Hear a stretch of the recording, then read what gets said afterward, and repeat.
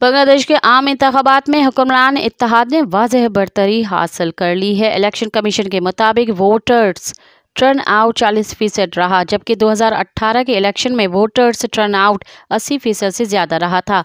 गैर मुल्की मीडिया के मुताबिक हुक्मरान जमायत अवामी लीग ने गैर हतमी नताइज के मुताबिक 204 सीटें अपने नाम कर ली हैं।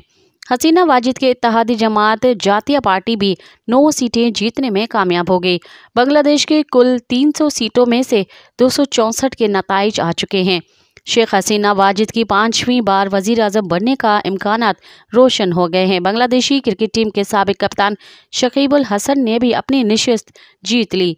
शकीब उल हसन ने अपने हरीफ को 1,50,000 से ज़ायद वोटों से शिकस्त दी।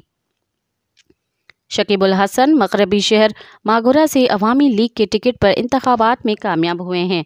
वाज़ेह है कि बांग्लादेश नेशनल पार्टी BNP समेत अपोजिशन की बड़ी जमातों ने हसीना वाजिद की निगरानी में होने वाले इलेक्शन को गैर मुनसिफाना करार देकर आम इंतखाबात का बायकाट किया। मज़ीद ख़बरन ऐं तफ़सीलात लाइ विज़िट कयो असांजी वेबसाइट www.awamiNewsHD.com ऐं ॾिसंदा रहो अवामी न्यूज़ HD।